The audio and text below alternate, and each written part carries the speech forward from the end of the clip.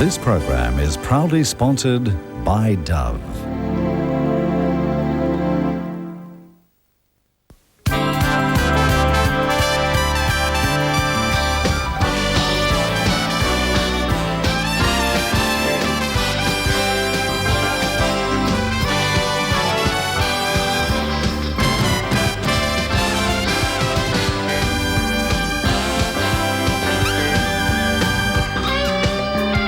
Welcome to Midday, Australia. And here's your host, Ray Potter.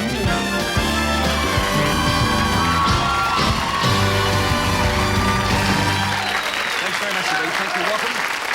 Welcome to another big week of lunches. What are you having at home? Caviar and champagne like the studio audience had in the canteen this morning? Sure. What did you have? Sandwiches? Carrot cake? How was the carrot cake? Good. That's a first. What, did you bring your own, did you? Coffee? How was the coffee? Did you have a nice weekend? A lot of football upsets for the football fans in Australia. A big rock concert too with In Excess. Anyone go to that? You did you? 100,000 fans at the In Excess concert. Anyone walk across the Sydney Harbour Bridge? No. Did you? Did you get stuck? No. No, she didn't. Quite a sight. Was it terrific? Was it terrific? She's lost her hearing. Was it terrific? Yes, it was. It's a beautiful sight, beautiful sight. All right, today's show will pick the winner of that extra bonus Wedgwood dinner set from the 30,000 late entries. 30,000 on top of the 116,000 entries we had last week. We had promised we'd be talking to Mrs. Rose Hancock today. We promised that because Rose had agreed. In fact, Rose wanted to talk to us today. She apologised this morning. She rang us from Perth saying that events and emotions had overtaken her over the weekend, which is perfectly understandable. She'll be talking to us a little later in the week, so our deepest sympathies to the Hancock family. Also today, we have the father and the sister of the Duchess of York on the program. Fergie, of course, has dominated the news around the world for the past few weeks with the official announcement of her separation from Prince Andrew. A marriage we covered, of course, almost 6 years ago. Well, understandably again, Fergie's dad and sister don't want to comment publicly on something so delicate and so personal as this. So I've agreed to respect their wishes in this interview. Maybe we'll talk about it some other time. But still, this is a spot that heralds a big breakthrough in equality of the sexes, a spot that would probably please Kerry Packer. I think it would please him. Polo is predominantly a male sport, but a rare occurrence will take place on April the 5th when the FML Women's Challenge gets underway at Sydney's Warwick Farm. Two star players of the all-ladies team join us today. So let's have a chukker of polo talk as we welcome Jane Makem and Melinda McGinley. That's right. Yeah. And live from London at 3 o'clock in the morning, we thank you, Jane's father, and a man who has devoted much of his life to the game, Major Ronald Ferguson, and his daughter Alice. Would you please welcome all over? Welcome, ladies. Welcome, Major Ferguson. Now, I take it that you've had a cup of coffee or something stronger, have you, Ronald? Yes, we've had a cup of coffee. It's 3 o'clock in the morning. It's raining in England, but I've had a good bit of Channel 9 coffee. Is that right? Well, that's a good start. We thank you for your time on this one. Now, Jane, basically it would seem to me that you're entering a men's club. I mean, polo has been strictly men, hasn't it? Yes, it has for a long time, but I think with the standard of grounds and the standard of umpiring and horses, I think that it's enabled us, and also with the sponsors, especially like FML, it's been fantastic for us to get us onto the field. Onto the field, though, I mean, is it, do you regard, you've played for how long, since birth? Well, no, not quite. with a father like Ronald, I thought you'd have to.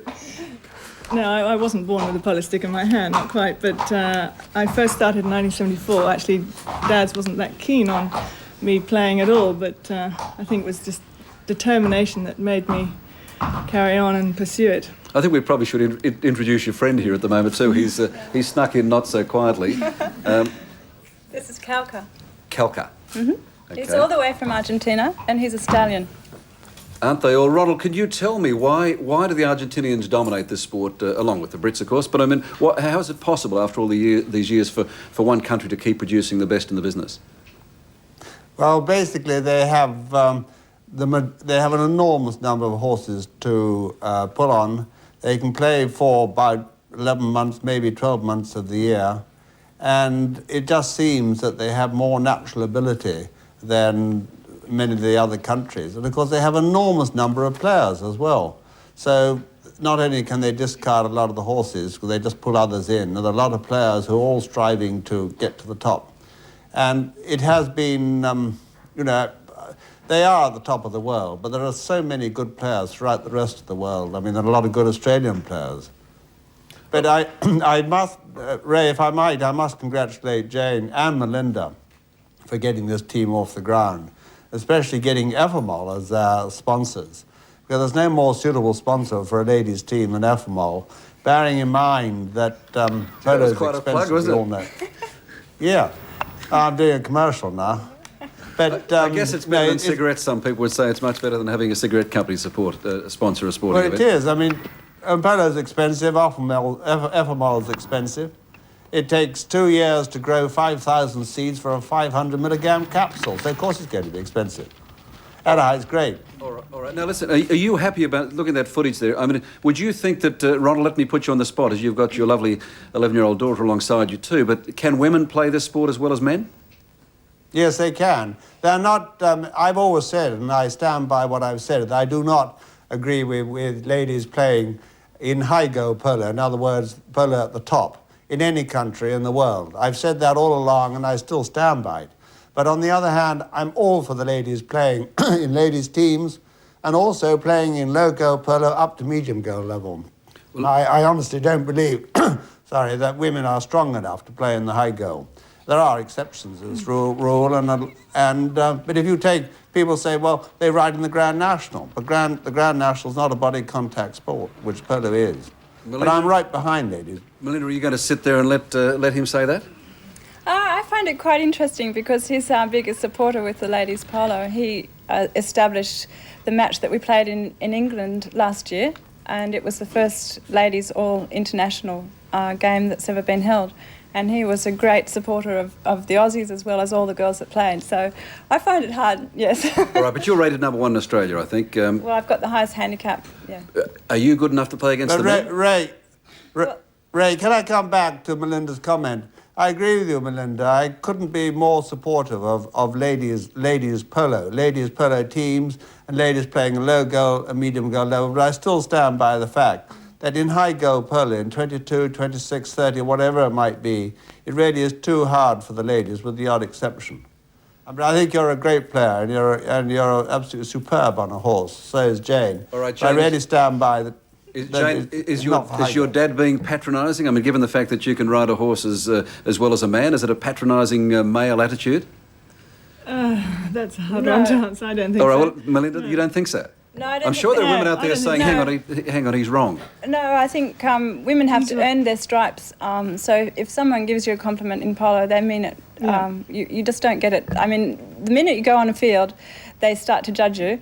And first of all, I think, oh, this is going to be easy. I'll fix this girl up. She won't get a hit.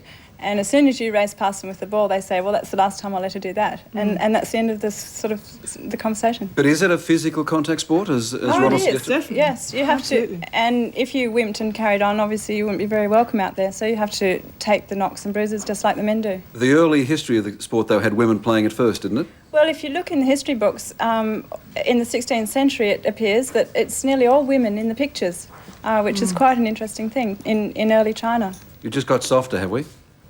Well, I don't know what happened. It must have been... well, I think women's attitudes have changed just lately, and I think that's why we're starting to play again now.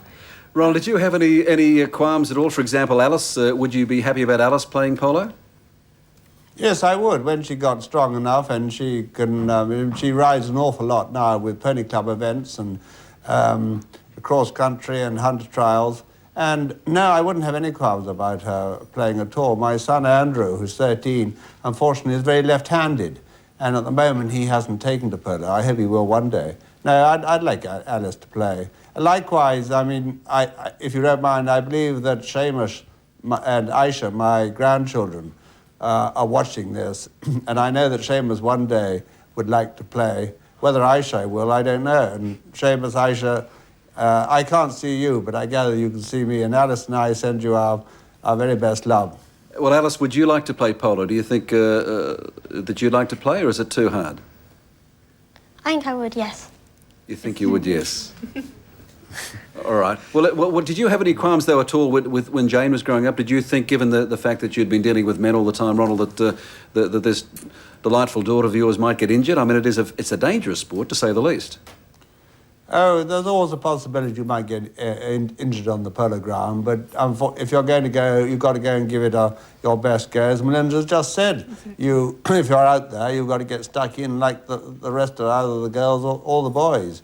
And, you don't think about injuries until you've had them. And then you hopefully get over that injury and go out again and maybe get used to the next one. I mean, this is my 39th season coming up, and you name the injuries, I've had them. But you can't go through life in your goldfish bowl not expecting to get injured. I mean, that's half the joy, not half the joy of the game. You hope you don't get injured, but on the other hand, it's going to happen sooner or later. And I always say to youngsters when I'm teaching them, if you don't want to get injured, pack up now. Nobody's going to mind.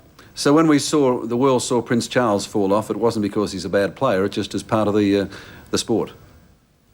Yeah, absolutely. That was one of those things that happened on the polo ground. He had a freak accident to the top of his right arm, which in my 39 years of playing, I've never seen that accident before. I've seen many accidents, many breaks, but never that one. And it was just the freak position he landed in. It was just one of those things. But he gives as good as he gets on the polo ground. Do you still coach him? How good do you rate him? No, I'm not his coach. I never have been his coach. I'm his polo manager, which means I have to get him to the right place at the right time with the right horse with the right sticks wearing the right shirt, hopefully. But I'm not his coach, and I never have been. His coach during the course of the season is usually his team captain. And next year he's got the fabulous Carlos Cressida as his team captain for the first time. But in the past he's had Sinclair Hill, who's really from New South Wales, who's really taught him everything. Yes, all right. What about Australian women then in terms of world competition? How do we rate against others? Well, Melinda was there. Australia at the moment, as far as ladies are concerned, are on the up. There's no question about it. And the more international exposure they have. And I'm very sincerely hoping that FMR will sponsor the Australian ladies team in the ladies international polo tournament in England in August 8th to the 16th of August this year. And it's so appropriate for FMR to be involved in ladies. And Melinda, if you do come over, hopefully, and Jane comes over, then you and Jane are going to have to compete as to who rides Pacific. Oh, Maybe no. Jane might have the slight edge. Tell us about Pacific. Pacific obviously isn't Pacific, is it? Yes, Pacific came from New Zealand and is Major's horse that he lent me when I was over there last year. So now I have competition for him. But is it? I mean, this horse here looks fairly Pacific at the moment. But are they docile? Are they Pacific? Are they yes. calm? Retired polo ponies are perfect for children to learn on because all they want to do is take it easy after they've had a career of polo. So where does this description come then of polo as a combination of chess and war played at 30 miles an hour? Well, when you're out there, it is very grueling. I mean, you've got to... The adrenaline's right up. Absolutely. And it's a very heady sport. It is, if you go up and watch it from a higher position, you can see it like a chess match. It's sort of, it's the angles and how to get the next player onto the ball without fouling, which is sort of like road rules. The line of the ball where it's travelling from is the line that people are allowed to travel on, especially if they're hitting in that direction. And, where does the legitimate physical contact come into it? You're allowed to push someone away from the ball so that you can have a hit to yourself. Yeah. And it has to be less than 45-degree angle. Yeah. And you're allowed to hook the other player's stick with your stick to stop them from hitting the ball. So but you don't think... Ray? Yes, Major, go ahead. Ray, can I come in here? Because the girls have given a very good description, but sometimes I have to answer your question. And if I say it is... The object of the exercise, obviously, is to get the ball down the other end of the ground through those two goalposts, which always seems about 4 miles away. But you've got everything against you, because not always is the ground like a billiard table. You've got a horse going at about 30 miles an hour. Your opponent's allowed to come into you at not more than 45 degrees to ride you off or give you a bump, as we call it. If they can't get close to you, they're allowed to hook your stick. And at the same time, you quite frequently, to go back to injuries, find that the opposition stick rides up your stick. So it hits your knuckles on the way up. If it misses your knuckles, then it goes onto your shoulder. After your shoulder, then it goes into the area of your face. And so it goes on. And so it's hardly surprising that it is a very difficult and skillful game. It's hardly surprising you get injured. You just hope that the injuries are not massive breaks that are going to keep you out for the rest of the season. A little break of a finger of the left hand where you hold the reins is not the end of the world. You can overcome that. All right. Little legs and arms and things, it does create a slight problem. I didn't know why Jane and Melinda were laughing as you were describing that, actually, when the stick came along. All right, we'll let you go. I know how late it is there in London. Let's make a mention, the FMOL, which I think Major's mentioned once or twice. The FMOL Women's Challenge is on April the 5th at Warwick Farm, which is that a weekend? Is that a Sunday? Yes, it's a Sunday, and Great it's picnic atmosphere for everyone. Okay. All the and we're families love. playing for a charity as well. We're donating to Red Cross. Okay, all right, a breakthrough for the women again on that. We thank you, Major, in London, and Alice, we thank you very much indeed for staying up and talking to us. We thank Bridget, whom we hadn't thanked earlier, and of course Jane and Melinda. We thank you all. Would you please let's not applaud. Ray? Yes. Ray? Yes, Major. Just before you go, can I just congratulate Jane and Melinda on putting all this together? It's a great performance. And what a pleasure it has been to, unfortunately not to see you or to see Jane and Melinda, but to thank you very much for having us on. Although it's 3 o'clock in the morning, it's been a great experience. All right. And I do hope that very soon I'm going to be in Australia to support both Jane and Melinda and polo in general and FMOL as well. All right, we look forward to talking to you and seeing you then. We thank you again, Alice. We thank you, Jane, and Melinda and Bridget. We'll take a break. Let's not applaud. We'll come back after the break. Thank you very much. Thank you very much, Ray.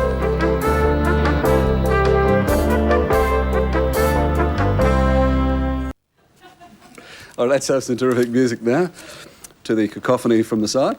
Some good music from Simon Gallagher, who is going to tell us all about his latest production in a moment, or should I say reproduction. But first, he's here to sing. Would you please welcome Simon Gallagher with Please.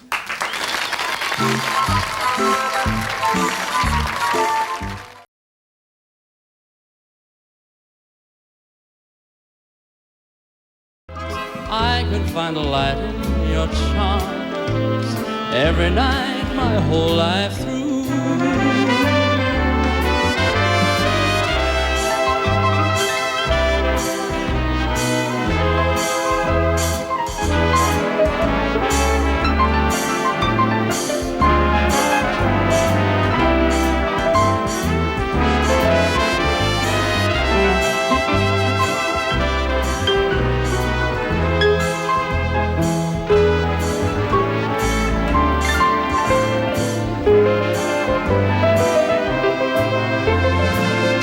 Your eyes reveal that you have the soul of an angel white as snow.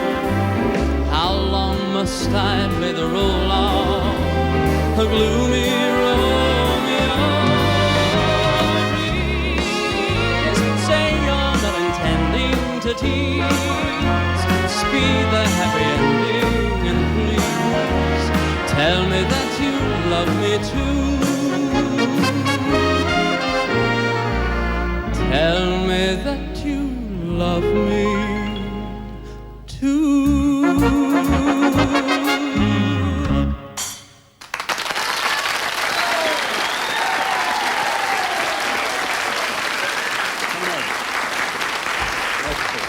Thank you for that. Thanks.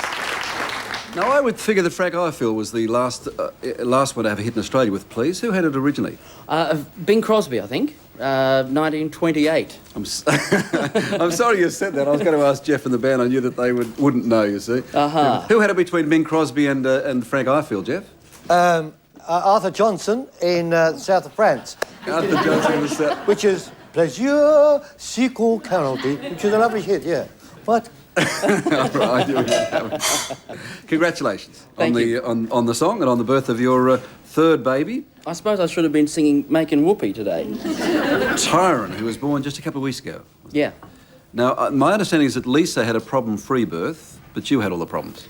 I did. I'm one of those fathers that suffers every twinge, every bit of pain, and every morning I woke up for 3 months with morning sickness.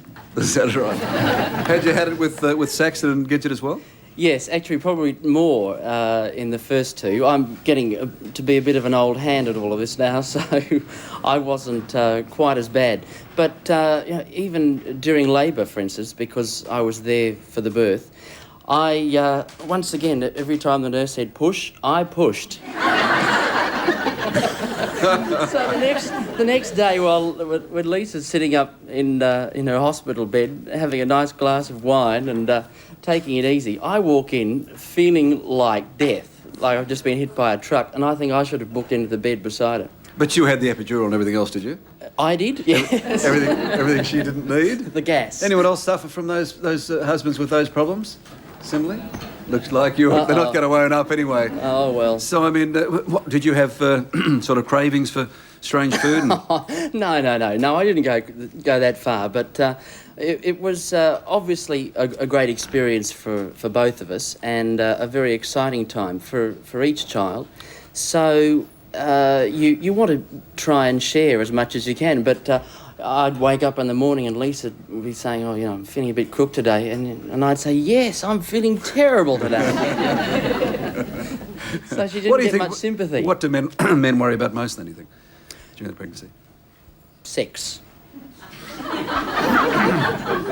Well, obviously you are concerned about the welfare of the unborn baby and about your wife, but I have to confess that that little three-letter word does crop up, and all of the literature that Lisa had about pre-birth, I went straight to the sex pages to find out.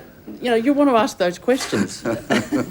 And I have to also... I thought you should. That's with three in quick time. That should be the last three-letter word on your mind. Yeah, maybe.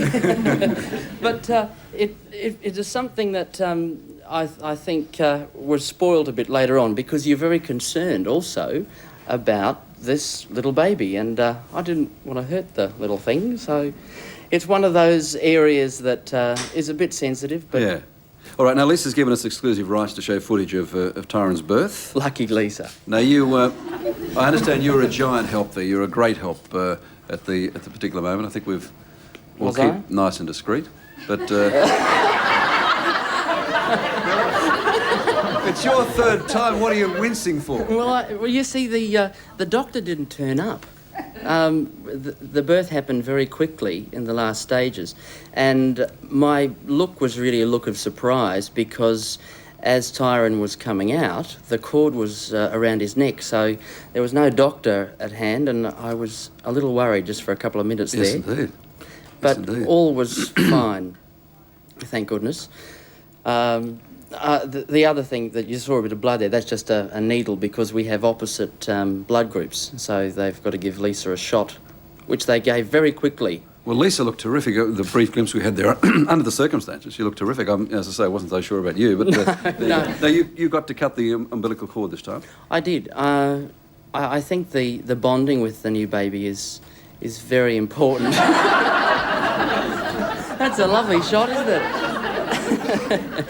And I didn't cut the cord for the other two children, and this time I decided to do that, primarily because I think those first few minutes are very special, and it's important for the father, I think, to try and bond to the baby, which he can't do as naturally as the mother can.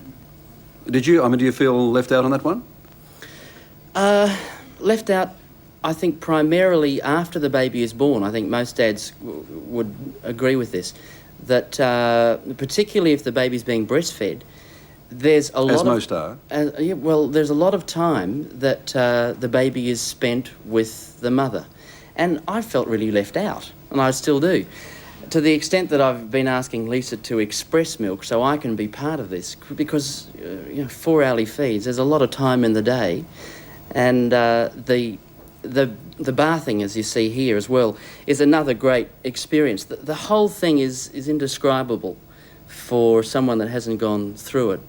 But just those first few minutes is a very exciting and precious moment.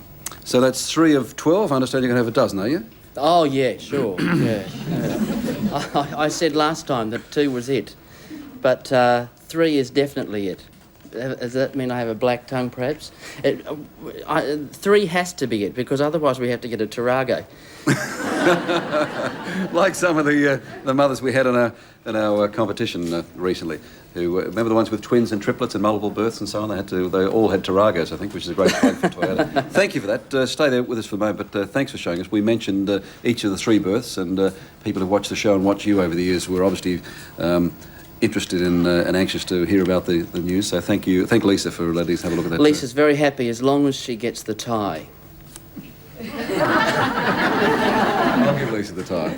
All right, let me just bring you up to date. We've got a backlog in our baby spots. Another one of our mums, Meredith McDowell-Jones, and her husband Ian have just given birth to an as yet unnamed baby girl, weighing in at 2.77 kilos. And we had Meredith on the program with 3 mums. She was a former airline hostess who said at the time that she was going to have no drugs unless it started to hurt. So we don't know, but congratulations. The bub was 2 weeks early. All doing well, we are told. Now, are you aware, Simon, that you're eligible to win... Am I? Not only a dryer like Helen Kirkman. Helen Kirkman is this week's winner from WA in the contest, but also a fantastic prize package, at least Lisa's eligible, that could set you up for life. Now, here's Mike Williams to tell you all about it. Have a look. Life Be In It and Midday want to celebrate the birth of your child with the Welcome to Life campaign. If you are pregnant or full pregnant this year, we would like you to get hold of a Welcome to Life planner from selected chemists, your doctor, or your local Life Be In It office. Fill in the entry form at the bottom of your planner and you could be set for life by winning a land and house package from A.V. Jennings valued at $120,000, a Saab 900i priced at $48,000. Fisher & Paykel will furnish your kitchen and laundry needs with white goods to the value of $15,000. Your child will receive a $26,000 educational allowance entitlement from Australia Scholarship Trust. Now that's 3 years secondary, 3 years tertiary education. And from Brashers and Midday, a $15,000 audio-visual bonanza including baby cam, computer, TVs and stereo. So send the bottom portion of your planner to Roy Morgan Research Centre, Post Office Box E180, St James, New South Wales, 2000. And please, 1 entry per mum only, and you could be set for life. Per mum or per dad in your case? Oh, the house in the car looks good. It is a marvellous gift package.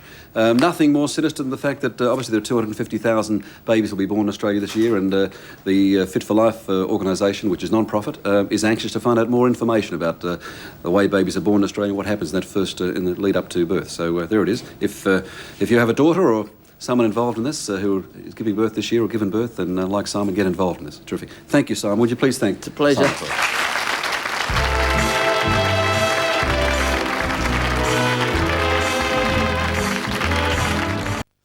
Welcome back. It's the sort of thing that could happen to anybody, I guess. How many of you have a next-door neighbour who loves showing off how good he is at the barbecue? Yes, he makes his own spaghetti sauce and reckons his salad dressing is the best in the world. Yeah. In fact, he reckons it's so crash hot he wants you to go into business with him marketing the stuff. Not quite that far. Would you be in it? No. Sure you would, if he happened to look like this. Now you change your mind, didn't you? Would you please welcome the lucky lady who lives next door to Mr. Paul Newman, Miss Ursula Hoschner.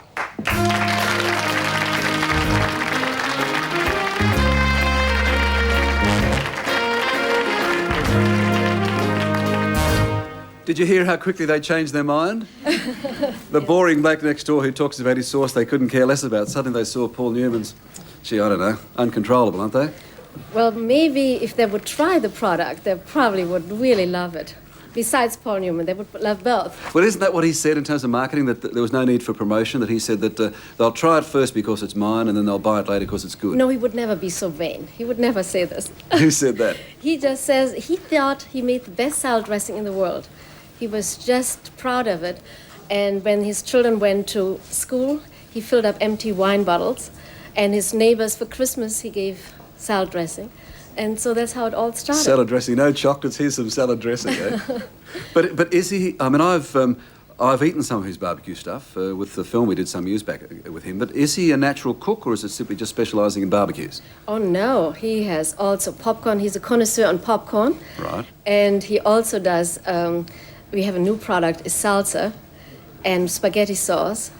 And we have also low-calorie salad dressing now because people like to be on diets. Salsa, obviously that's one with a real zip to it, eh? That's a Mexican one. Well, we have mild, medium, and hot. So this will be our new item, and hopefully the Australian people will like it too. Well, they certainly like the others of his stuff up to now. Now, is it true that in fact he used to go to restaurants and actually make his own salad dressing? Yes.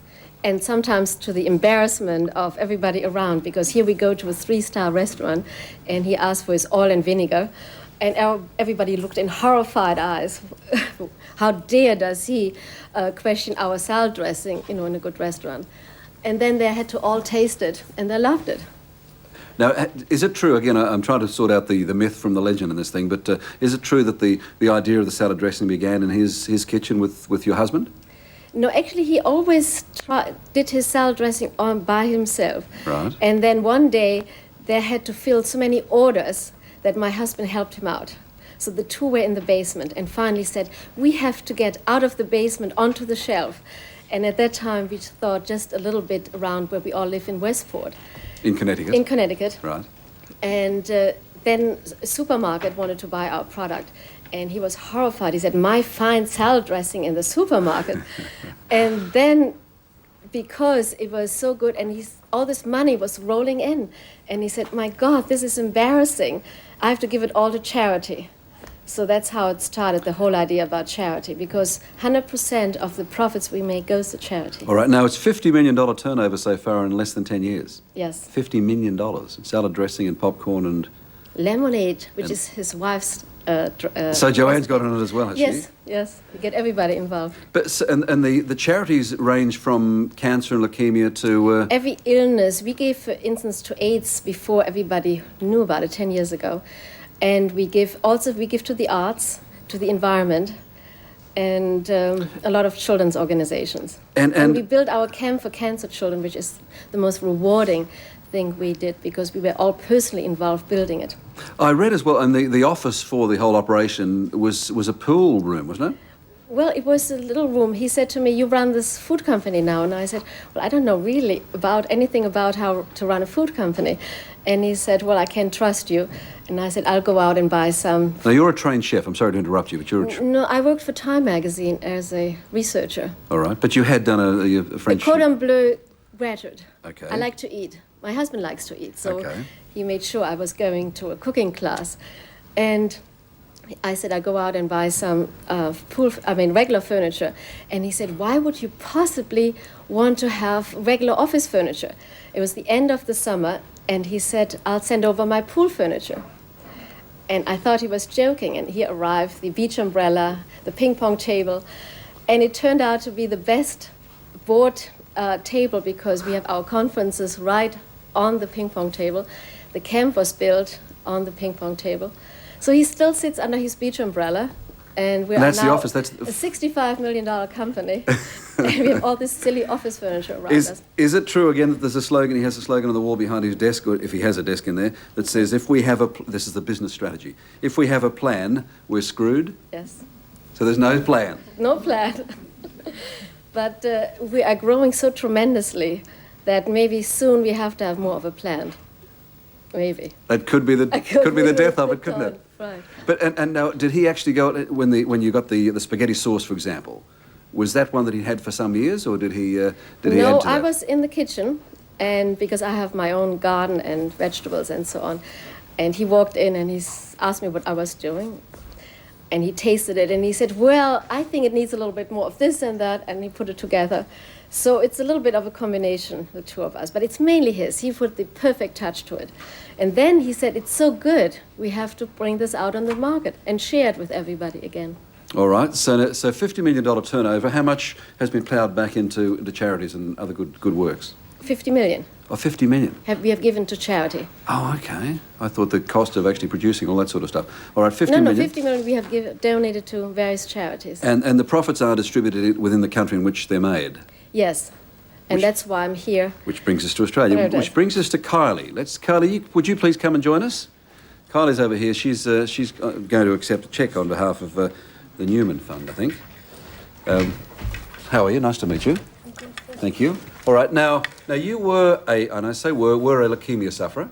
Yeah, I got it first when I was 5 years old, and I had the treatment. Then I relapsed and had a bone marrow transplant in '89. A bone marrow transplant? Yeah. From some marrow from your brother? Yeah, my little brother. All right, and you look good. Are you fit? Do you feel good now? Yeah. All right. Thank you. Now, was it? It goes without saying it was a fairly tough time in hospital, but I guess if you've been in there twice for this, you just take it in your stride, do you? You get used to it, but you never like it. Let's put it that way. No, of course not. 1 in 1,000. What does that mean? Well, apparently in the year 2000, I'll be one of the. I don't really know this, but anyway, one of the 1 in 1,000 in cancer patients who survive or whatever. All right. Okay. Now, do you still have treatment, or are you free of that for the moment? I'm free of that for the moment. Yes. All right. Terrific. All right. Now, would you like to? You have a cheque that you are kindly going to donate.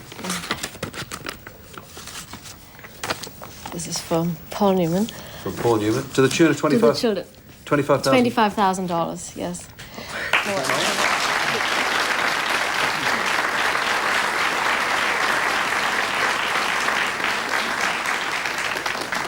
When did you last get a $25,000 cheque, Kylie? Well, not that I can remember. But this will go to the hospital to buy this instrument, which will help a lot of other children with cancer to diagnose it. And that's the reason you come out to Australia this time, is to donate that cheque and perhaps to... And look at our factory. Right. I have to see what's going on in the factory. All right, so make sure that the product is just perfect and the quality control is fine. And so you'll do some taste testing, will you? Oh, yes. So and convince everybody they have to have salsa and popcorn and all the other products, which you don't have yet. All right, well, tell us at the moment, if people in Australia go in to buy Paul Newman products, if they're buying the spaghetti sauce or they're buying the... Salad dressing. Or the popcorn? And the popcorn, which is not here in Australia yet. Okay. Those products you can see on the screen there. Then you are not only buying good products that he's rolled around in, but you're also, in fact, as we've just said, the monies are going to the best works you can imagine in the world. Thank you. Would you please thank Paul Newman on Australia's behalf, and thank you for coming out and giving it to us. And Kylie, I'm sure you'd like to thank.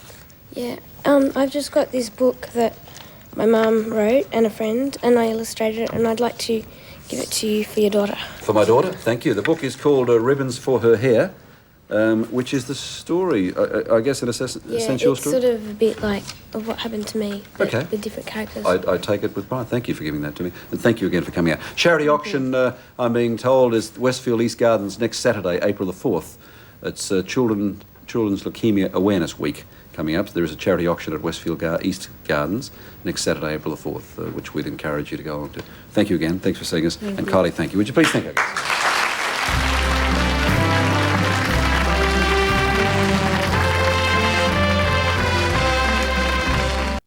Let's have some music. Believe in Love is the name of Suzanne Clocher's second album. Her first album went platinum within a few months of its release. I've no doubts that Believe in Love will do the same. Suzanne will be appearing at the Twin Town Services Club from the 30th of April. 30th of April to the 3rd of May. Right now she's on Midday. Would you please welcome Suzanne Clocher with the title track from her new album, Believe in Love.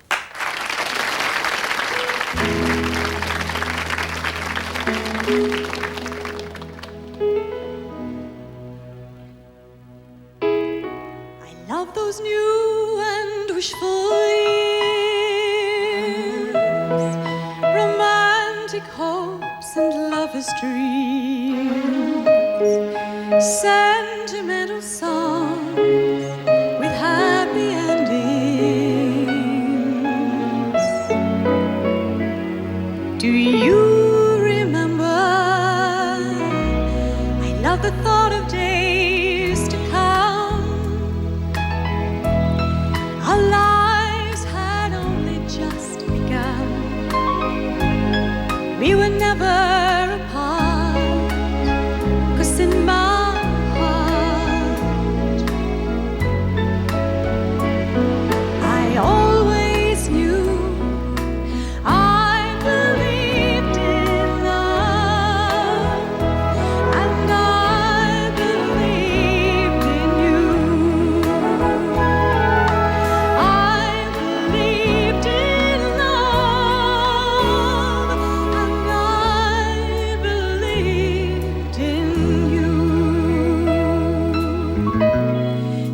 just sitting there last night, weeping like a lonely child. I felt your breaking heart in the midnight dark. You looked right through me. Were you wishing on a star? It seems so very far away. It won't shine like yesterday. You've lost your way. Don't be confused. I believe in love, and I believe in you. I believe in love, and I believe in you. Dreams and wishes don't always come true, but keep believing that they will come to you. 'Cause hope is eternal, and our love will find a way. Never be mistaken, never be afraid. 'Cause I believe in love, and I believe in you. I believe in love, and I believe in you. I believe in love, and I believe in you.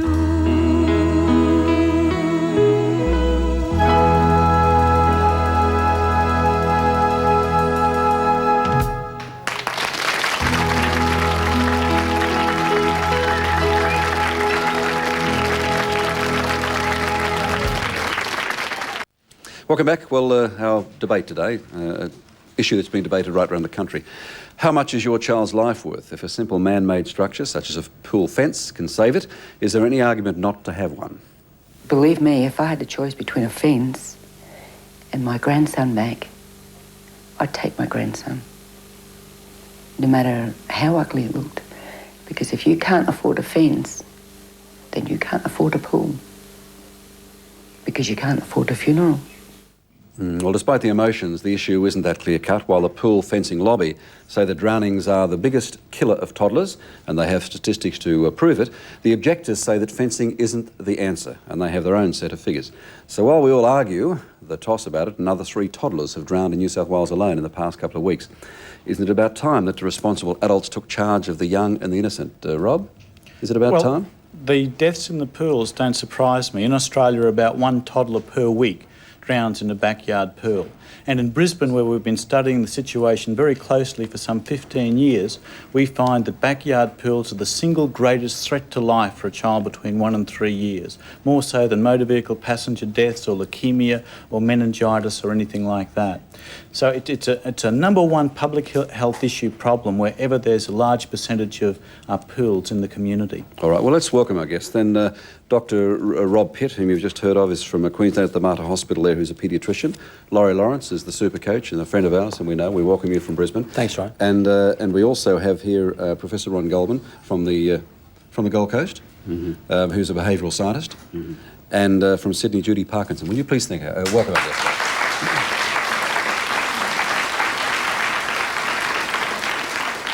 Now, is the answer that... can we just bring it up to date? I mean, in Queensland tomorrow, the legislation goes into effect, which is... On Wednesday, is it? Which is April Fool's Day. All right, April the 1st, which is a $5,000 fine if you don't have one and $500 a day. I don't think it's April Fool's Day, but that's... we're arguing semantics then. Okay, anyway. so it's within a day or so. Yep. In New South Wales, the legislation is being discussed at the moment.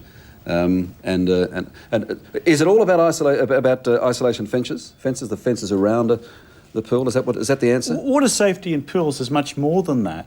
But because the toddlers, the children are so young, 50% of them less than 2, 95% less than 3. In our study of 107 infants who've gained unintended access to a pool, the youngest one had been 9, 10 months. So they're very young children, and in that situation they escape from parental supervision. Mum answers the telephone, is distracted, cooking a roast, can be anything. And it can happen to even the best parent in the world. I mean, there's no such thing as the perfect parent. And so for that aged child, the pool is intrinsically dangerous unless a protective barrier is installed. So yes, putting a fence between the house and the pool, I would think, and the medical organisations I represent would agree, that about 80% of these toddler deaths can be avoided. Ron, do you accept that?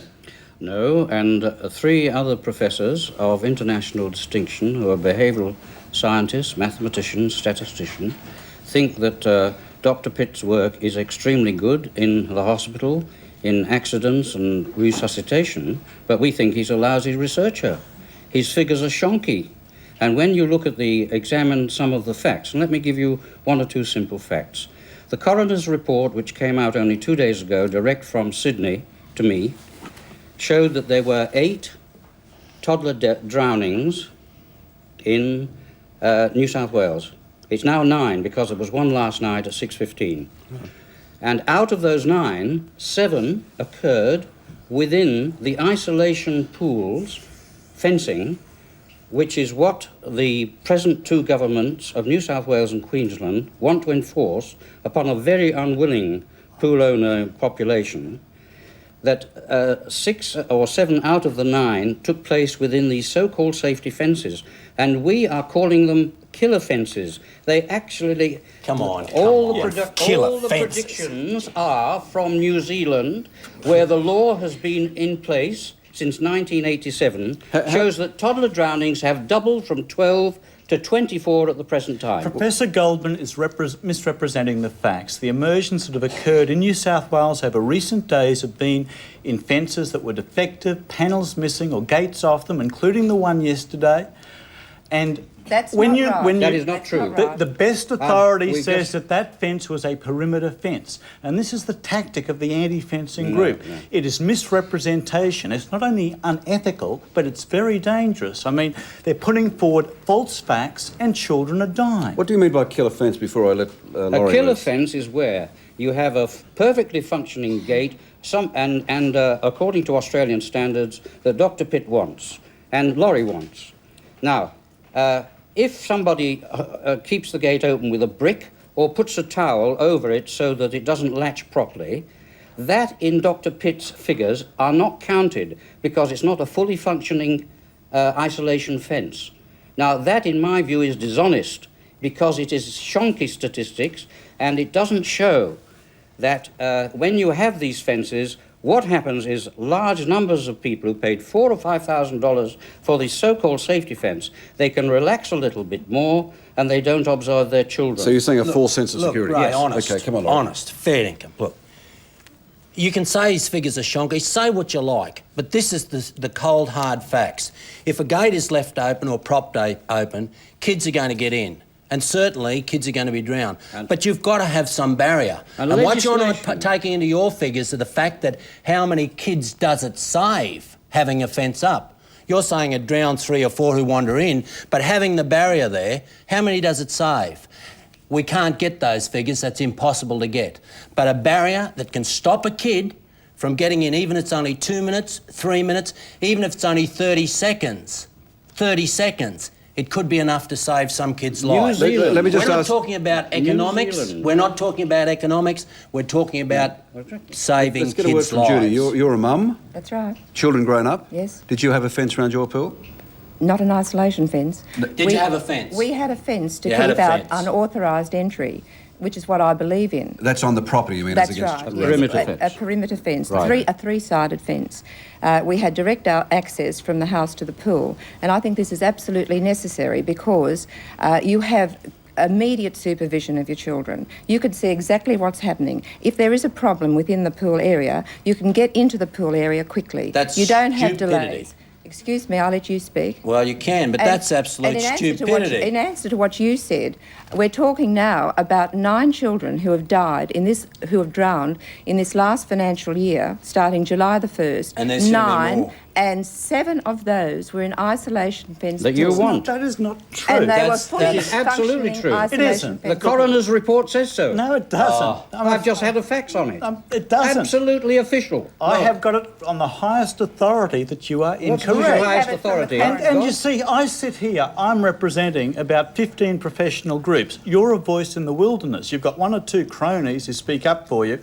I'm here on behalf of the Child Accident Prevention Foundation, AMA in Queensland, Children's Hospitals. I mean, the list is 15 long. 500. And those people are not stupid. They've looked at the work and they agree that a fence between the house and the pool is an effective way of reducing this scandalously high toddler drowning rate. We'll just take a break, Ron. We'll come back and I'll let you answer straight as soon as we come back after the break.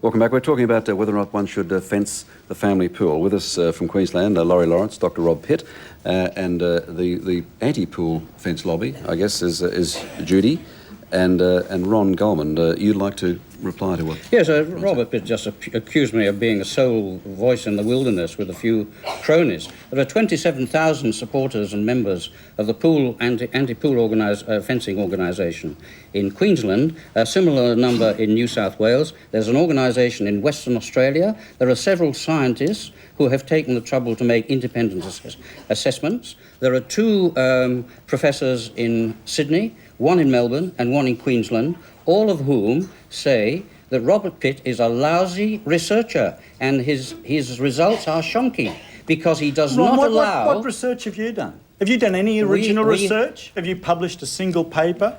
My work's gone to the MJA and other journals. It's gone to critical review. It's gone to university review, NHMRC review. I mean, what have you done, Ron? I am a researcher by profession and an evaluator of research by profession. Well, and I have evaluated research and I find it... Yours is a paper argument. No, it is not. Let's just hold the researchers and scientists for a moment. Then in the audience we've got some parents, Chris and Sosam O'Brien. Now, tragically, your 3-year-old son Simon drowned in an unfenced pool on Australia Day. What are your thoughts on this? Well, I think the argument for a fenced pool is definitely well founded.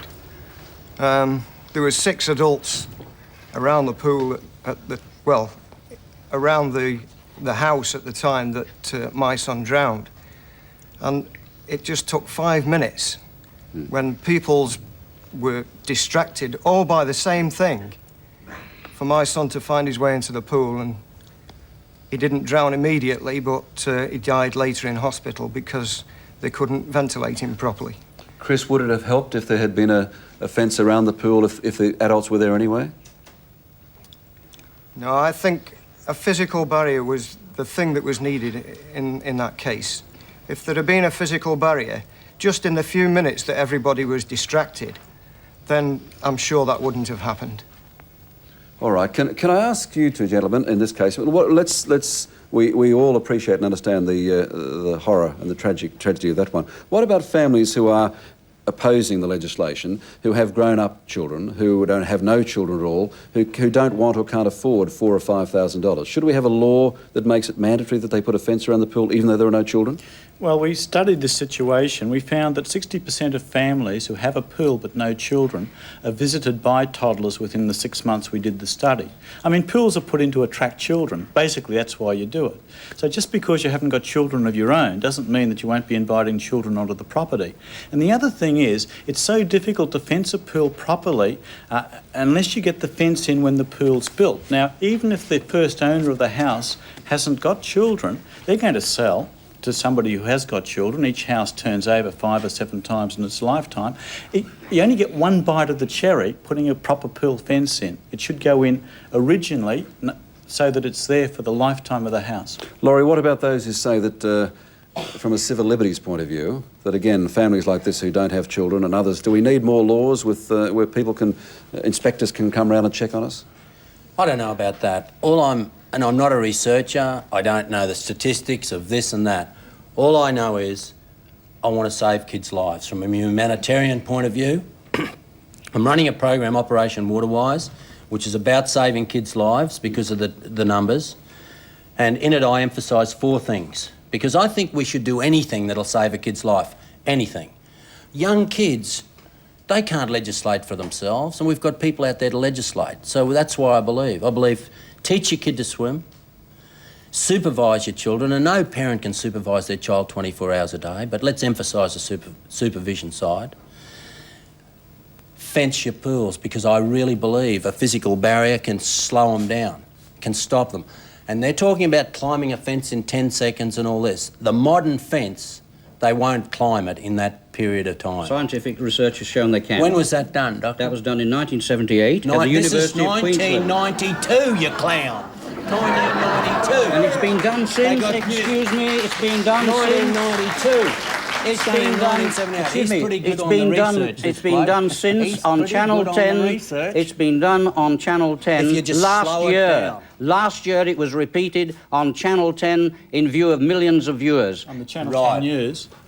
On the Channel 10 Is that your definition of scientific research? They were Channel 10 News. No, that's Are you saying that children become less agile as the time goes on? I'm saying the biggest majority of kids that drown are in the 1 to 2.5-year-old. And I defy any 1 or 2.5-year-old to climb over a modern fence that's closed. What happened to the old-fashioned playpen? Why can't we have playpens to keep the little toddlers in?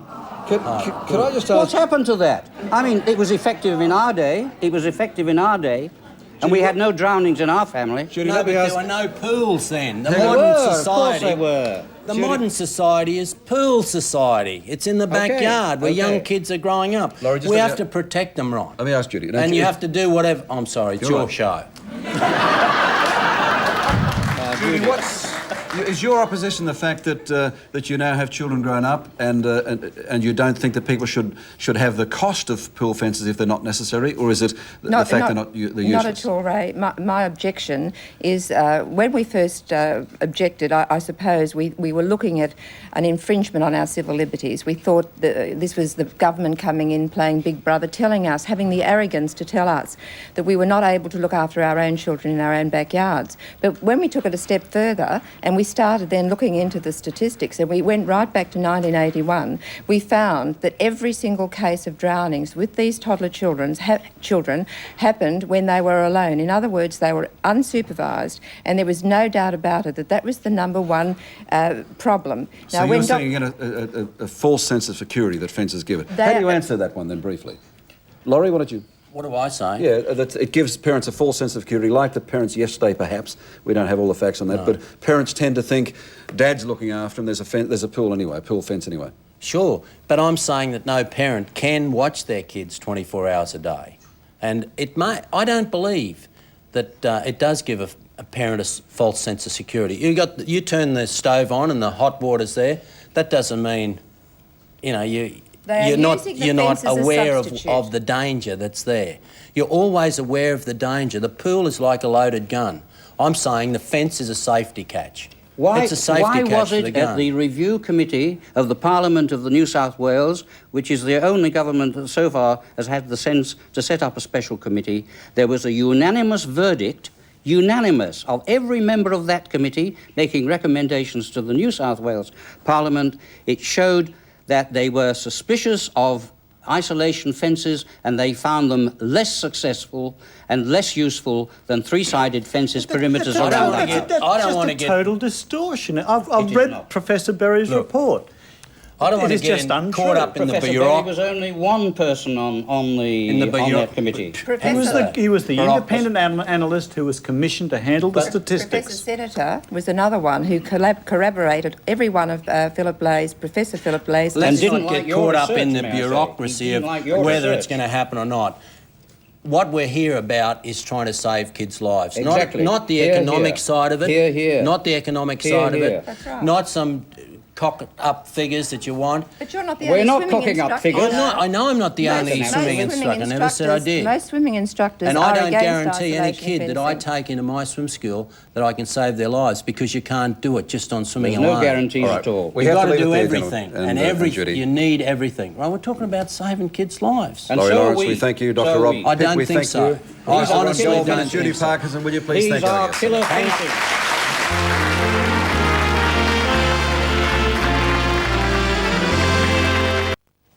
All right, time for some more music now from a good mate of ours, Robbie Krupski. Would you please welcome Robbie to sing Don't Let the Sun Go Down on Me? Robbie Krupski.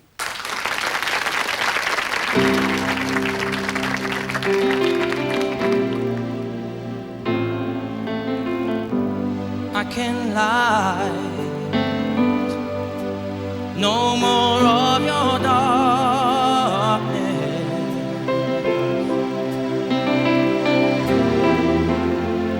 Getting tired. Pictures turn to black and white.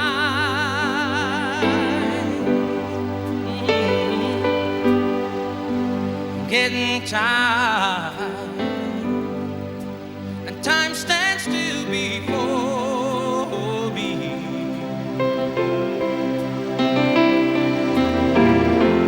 Frozen here, ladder of my life.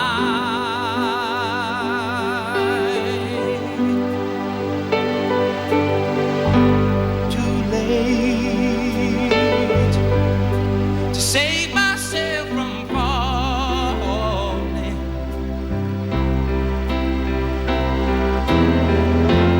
I took a chance and changed your way of life,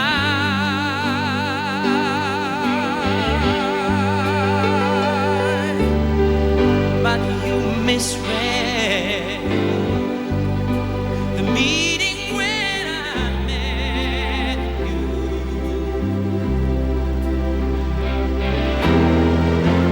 Close the door.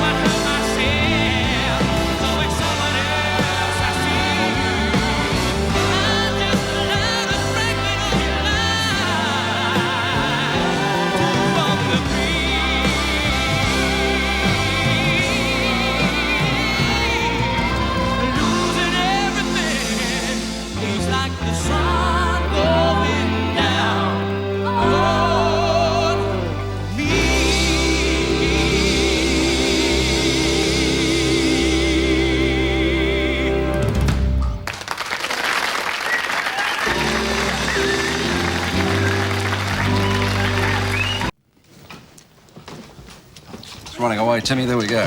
Oh, there we go. Welcome back. We tried to ignore the extra 30,000 entries, the Wedgwood entries that arrived after our competition ended last Monday. But the over-brimming mailbag just wouldn't. That was 116,000 we dropped last Monday. The mailbag wouldn't go away, so as I announced on Friday, our close mates at Wedgwood generously supplied another 24-piece Chippendale dinner set, which is worth $1,500. After today, no more Wedgwood for another year. It's about almost 150,000 now. Any stray envelopes that come our way from now on won't get a skirrick of sympathy or anything else. Turn tough we have, Jeffrey.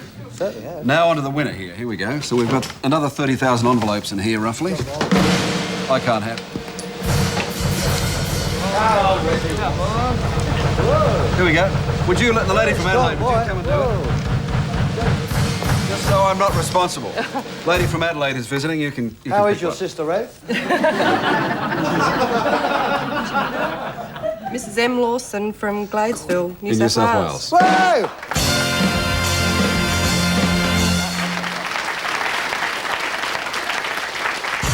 All right, Mrs. Lawson, Mrs. M. Lawson from Gladesville in New South Wales. Wedgwood will send out your beautiful dinner set later in the week. A big thanks to our friends at Wedgwood for that. We'll come back to say goodbye to mate.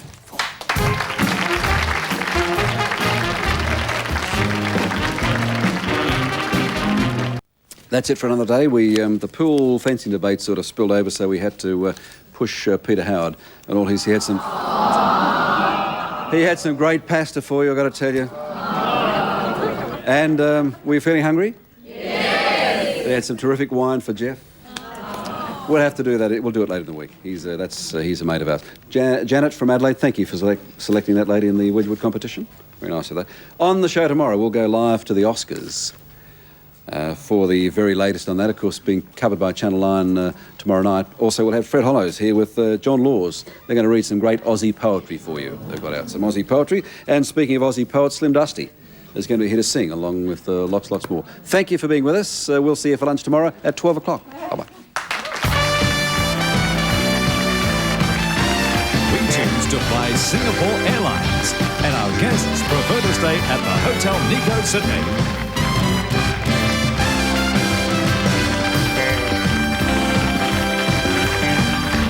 This has been a National 9 Network production. Ken Sparks speaking.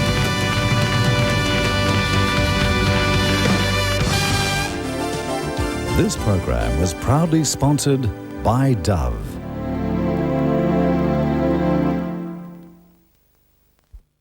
There are seats available for Midday with Ray Martin next Monday.